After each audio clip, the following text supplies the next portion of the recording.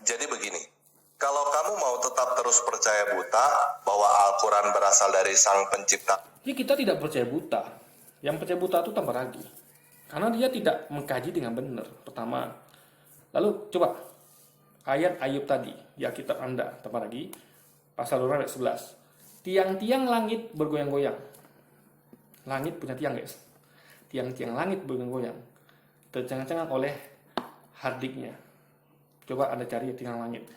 Sementara Quran membantah hal itu. Quran mengatakan Allah menciptakan langit apa tiang. Jadi Anda percaya apa? Quran atau Alkitab? Alkitab mengatakan langit punya tiang, Quran mengatakan tidak.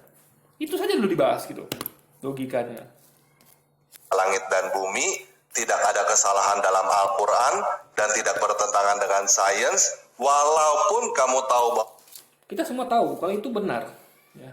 Yang nggak tahu tambah lagi, karena dia tidak pernah ngaji. Dia nggak tahu langit pertama itu apa, ya kan? Dia nggak tahu. Pokoknya banyak dia nggak tahu, guys. Gitu. Makanya anda tuh harus ngaji. Ya, dia nggak tahu bahasa Arab tuh gimana strukturnya. Gitu. Jadi buat video tuh asal aja, guys. Itu tak lagi.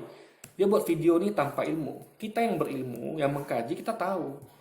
Oh, ada hadis ngomong begini. Oh, ada Quran ngomong begini. Oh, ini ayat apa? Ini adalah bahasa Arab yang mana artinya begini. Kita tahu gitu. Apalagi nggak tahu, guys. Dia buat konten tanpa ilmu gitu. Cuman asumsi yang dangkal tanpa ada pengkajian lebih lanjut. hal itu tidak benar, itu adalah hak kamu, dan saya menghormati hal itu. Tetapi, saya harus jujur bahwa Al-Quran tidak mungkin berasal Nah, dari saya sampaikan ya, Al-Quran itu semua murni dari prinsip langit dan bumi, yaitu Allah SWT. Dia menyampaikan melalui firman, ya, melalui Nabi Muhammad. Jadi Muhammad itu mengatakan semua firman dari Allah. Tidak ada satupun tambahan dari beliau. Nah, coba ada cek Alkitab. Ya, jauh beda, guys. Ada di Alkitab tuh ada namanya Injil Matius, Injil Lukas. Itu adalah Injil tulisan Lukas. Dari isi kepala Lukas. Ada Injil Matius, dari isi kepala Matius. Makanya beda-beda. Injil Lukas ngomong gini, Matius beda lagi, Yohanes beda lagi, penyampaiannya.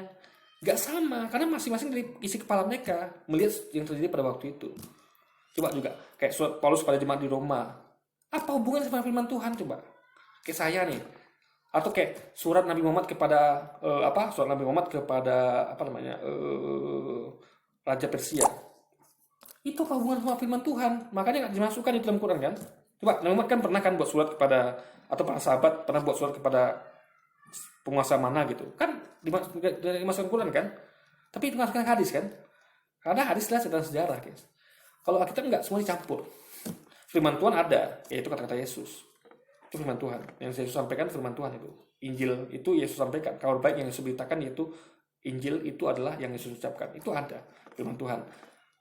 Tapi di dalamnya juga ada sejarah campur. Jadi Alkitab itu gaduh-gaduh, guys. Campuran dari semuanya. Kalau kita tidak, kita bedakan. Mana firman Allah itu namanya Quran. Hanya firman Allah saja. Ada namanya hadis yang merupakan sejarah. Ya.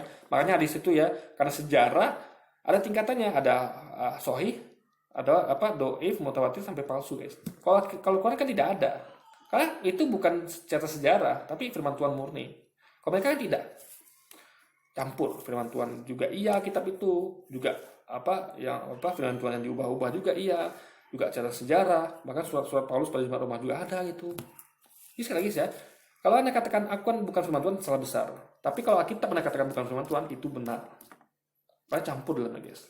Saya bisa buktikan mana yang bagian bukan firman Tuhan. Contohnya surat Paulus pada jemaat Roma, itu kan jelas bukan firman Tuhan, dan tidak mungkin ada bantah itu.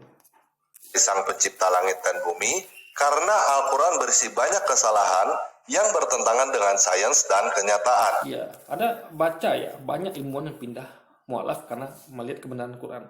Ilmuwan loh, mereka mengkaji. Contoh, saya kasih contoh ya, kayak ilmuwan yang meneliti bahwa rasa sakit itu ada di bawah kulit. Ingat ya, di bawah kulit ini ada reseptor rasa sakit, di bawah kulit kita, bawah kulit. Ini kulit ya, semua kulit tubuh sih kulit. Itu di bawah kulit itu ada namanya reseptor rasa sakit. Rasa sakit itu di situ timbulnya. Nah, dulu orang meyakini rasa sakit itu ada di otak. Reseptor sakit itu ada di otak. Jadi penilmuan ini meneliti. Dia akhirnya menemukan ternyata reseptor sakit itu ada di dalam kulit, di bawah kulit.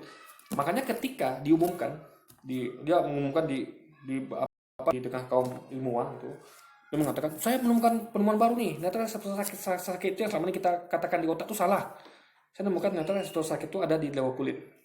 Itu kata dia. Nah, ulumul Islam itu berkatakan yang Anda sampaikan sudah disampaikan Quran jauh belakangan. Hah, masa iya? Apa ini ya? Disampaikan dari ayatnya gitu. Ya. Jadi ayatnya bunyinya adalah gini. Di neraka nanti guys ya, kurang lebih ya, neraka nanti Allah itu ya setelah membakar kita, kita kan dibakar di neraka, orang-orang kafir dan orang-orang yang yang berdosa ya, itu dibakar di api neraka. Itu setelah dibakar diganti kulit baru. Ini Allah tuh mengganti kulit baru. Nah, yang diganti Allah apa? Kulit yang baru. Nah, kenapa Allah ganti kulit yang baru? Untuk menimbulkan rasa sakit yang baru. Ingat, makanya orang yang tubuhnya terbakar.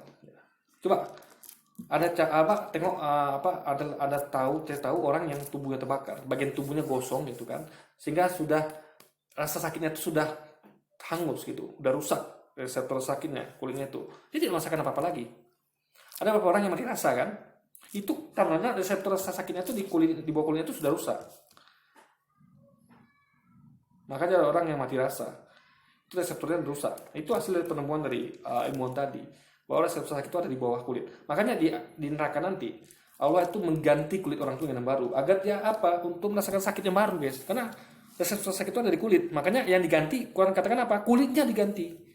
Dia Quran itu bukan mengatakan Allah akan jadikan lagi tubuhnya, enggak, kulitnya. Allah akan ganti kulitnya dengan baru. Jadi kita dibakar nanti, kita dibakar ya di neraka oleh Allah kan, diazab karena perbuatan kita yang syirik di dunia,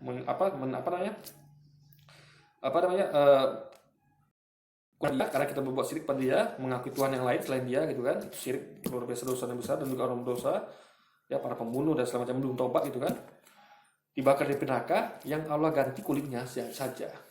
Kenapa? Karena ini adalah reseptor sakit. Itu Quran yang mengatakan kalau Allah akan mengganti kulit orang-orang di neraka, setelah diganti kulit baru. Itu Muhammad ilmuwan itu terkejut dan langsung masuk Islam guys setelah mengetahui ayat ini.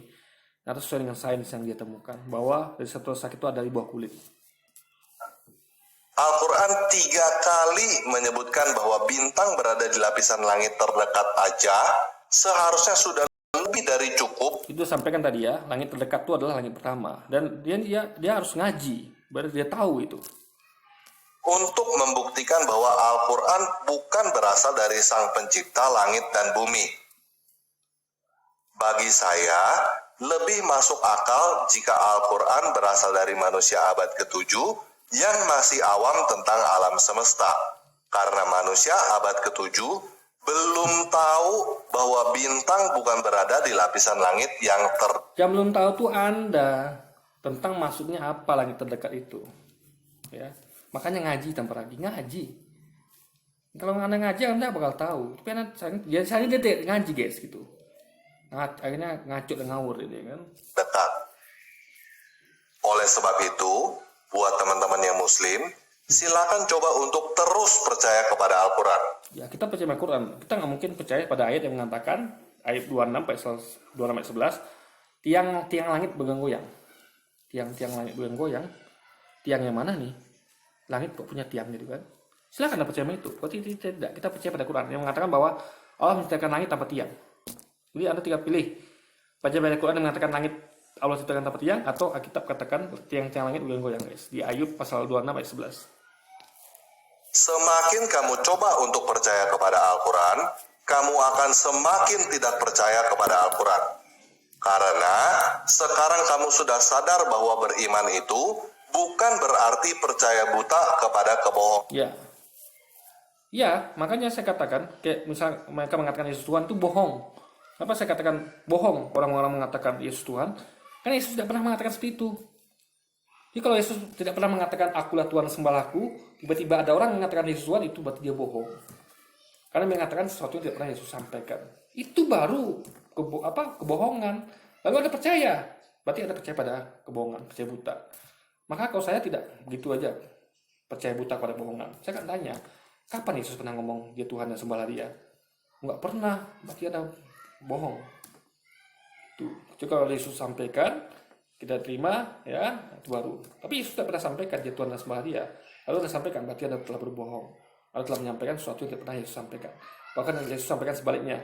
Dia sampaikan dengan Esa, Tuhan Allah kita Esa, dia berkata Tuhan Allah kita, berarti dia punya Tuhan yang sama dengan kita, yaitu Tuhan Allah. Maka dia pakai kata Allah kita. Dan demikianlah mereka mengenal engkau, tuh ya. Dia pakai kata engkau, bukan aku. Berarti ada oknum di luar dia, yaitu engkau tadi, sebagai sesuatu yang benar. Berarti di luar engkau ini, yaitu aku dan lainnya itu ya, itulah Allah yang salah. Dan mengenal Yesus Kristus yang telah engkau utus. Dan aku nih ya, Yesus Kristus yang telah engkau utus. Paham? Jadi di situ ada dua oknum situ. Yesus yang diutus, Allah yang mengutus, dan Allah yang sesuatu yang benar, dan Yesus adalah Allah lain yang salah. Yang mereka katakan Allah itu salah itu. Allah yang benar cuma satu, Allah yang engkau tadi. Itu kata Yesus. Paham ya? Oke, sekian video kali ini. Kita paham, Anda nggak paham, makanya nggak ngaji ya, ngaji tanpa lagi. Jadi kalau Anda mau dapat hidayah, Anda ngaji. Karena Anda nggak ngaji, Anda nggak dapat hidayah. Anda akan tambah sesat. Jadi tiap hari ini tanpa lagi tambah sesat ya guys. Karena ini orang ngaji. Oke? Jadi mungkin sekian dulu video kita kali ini guys. Sampai jumpa lagi di video-video selanjutnya. Dan wassalamualaikum warahmatullahi wabarakatuh guys.